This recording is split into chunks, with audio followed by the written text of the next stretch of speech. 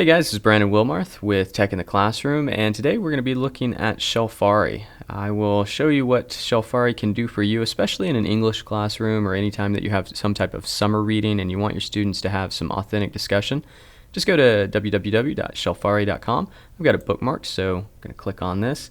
Now this is probably going to open up to my account. I'm going to show you how to set up an account here in just a second, but let's start with the end in mind. Ideally, what we want to have happen through this technology is some authentic discussions. So you can see here I've added a bunch of books that I've read or plan to read to my Shelfari, my shelf, and let's just go ahead and look at one of the groups that I set up. You can see this was the Southmore High School AP Lang 2013, The Things They Carried. This was a book that we read during spring semester, and you can see up here that I kind of set some ground rules, and right here kind of have a little bit of bulk to the instructions, but basically my thing is I want them to analyze the author's rhetoric. I want them to think about things that they find interesting or things that really bother them about the text or the content or whatever it might be. And what a great book for that to happen with Things They Carried. So what I did was here in the instructions, I said every comment must include a textual citation, including the chapter title and source at minimum, or ideally the chapter and page number and source. We ran into an issue because right here you can see there were two different books that we were using, two different page counts. So as long as they had the textual evidence in there, we were golden. So you can set this up however you want, if you want them to have textual citations or not. But the really cool thing is that when my students signed up, and I'll show you how to do that, they created 32 separate discussions. So I'm just going to go ahead and click on the discussions. You can see who started this. At this point, you don't see me starting any of the discussions. In fact, I can honestly say that if I go through all of these, I may have started one.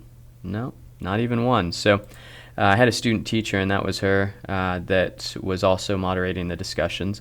But you can see if I just click on any of these, sensitive question mark, you can see that Riley started this, and a fairly in-depth question. She uses in-text citation and then 15 different replies from students across all of my classes, not just in that one class. And within each of these replies, there's also others. And my student teacher here, nice insight. I'd like to know exactly what you mean by dehumanized or desensitized.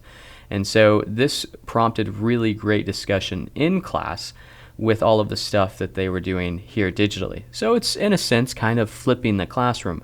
We were able to have some really rich discussion in class rather than focusing on actually reading the text in class. So all that to say, this is the end game. This is what you want to do. Let me show you something else that's pretty cool. So if I go back to my home, look at this group. This is something that I'm kind of proud of. I know a lot of other teachers and schools do this, but each year I did a summer reading and we read different books, but Into the Wild was one of them. And during summer reading, my incoming 120 kids actually created 36 discussions.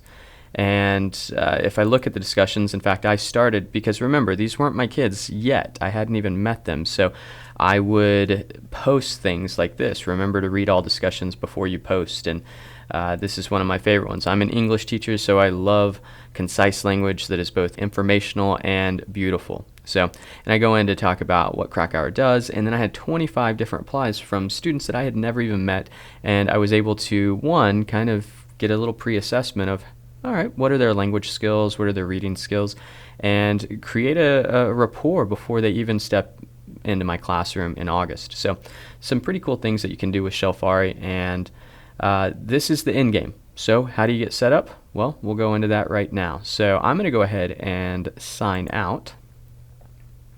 Oops, let's hit sign out this time.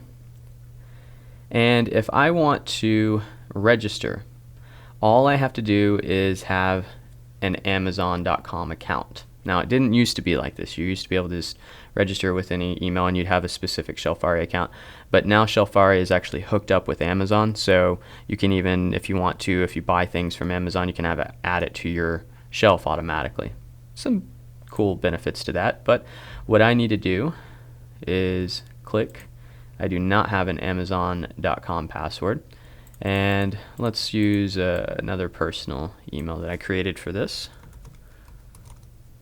You simply fill in the information. Now, quick heads up. For your students, especially here in Moore Public Schools, we want our students to actually use their @morestudents.com email. Now, I know you're going to get some students, especially in high school, that say, well, I've already got an Amazon account. And if that's the case, then of course you can let them do that. But we're really promoting all of our students anytime we ask them to do anything academic, especially summer reading, conversations with other students, we want them to use their @morestudents.com account. So go ahead and type in a password and create the account. So I'm going to create a new profile. And I really don't care for my academic account to link any of my social networking stuff.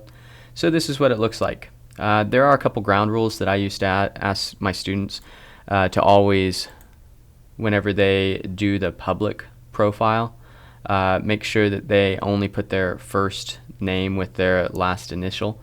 And so you can pretty much do that if you go into account settings. Display name, this is where we actually want to go to edit. And so then we just go to Brandon W. Or if I'm the teacher, I can do Mr. Wilmarth. So this is what is actually going to be displayed. So for privacy issues, we do want to make sure that we actually have our students put just their first name, last initial, or however you choose to set that up. I will say whenever they are actually in your group, I'm going to show you how to do that here in just a second.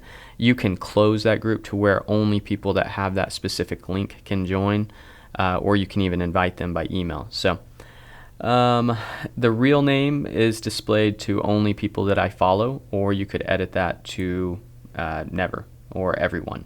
So when somebody follows you and all of that, just read through here, just personalize your account settings.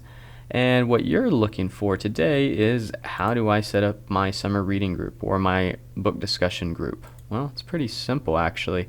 All you have to do is go down to groups, it says join a group to discuss books with readers, or start a new group. And that's exactly what we want to do. So we're going to start a new group.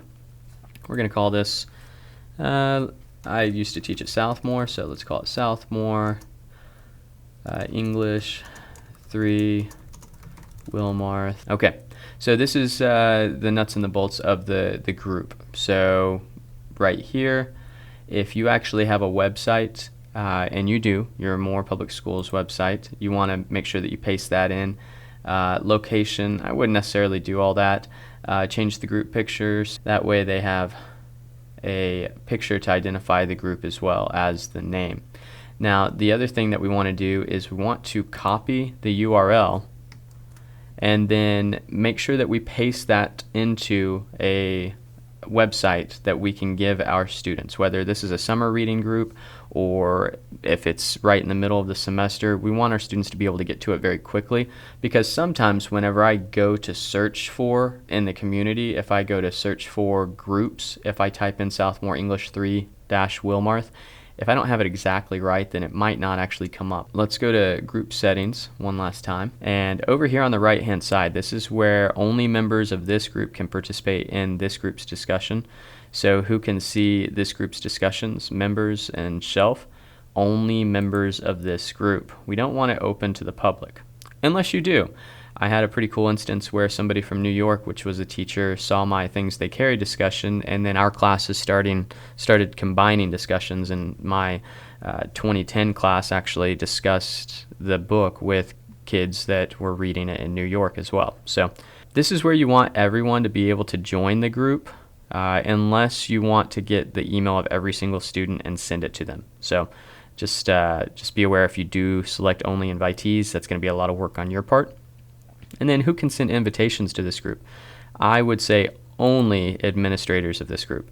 And then who can add books to this group? Shelf, again, only administrators of this group. So this gives the teacher control and allows the students to join easily, and closes the discussion to only members of the group, which will be you and your students. If I go back to my home, and I've got a group now, so here's my Southmore English 3 Wilmarth discussion. Now, if I go to discussions, then I can, in the upper right hand corner, start a new discussion. So, or I can click right here, start a discussion. So this is a brand new one, and I just say, what's with the author's tone?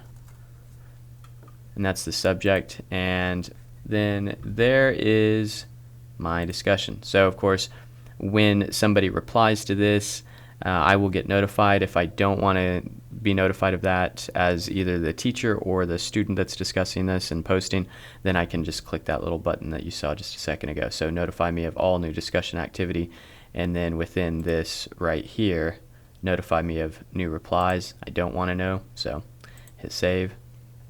Now, if I really like the discussion that either a student or an administrator of the group has posted, then I can pin these to the top. So if I go to discussions, if I really like this one, I can hit pin to top, and you see that it's kind of highlighted in yellow in the background. So this will stay at the top. This is the first discussion that anyone will ever see.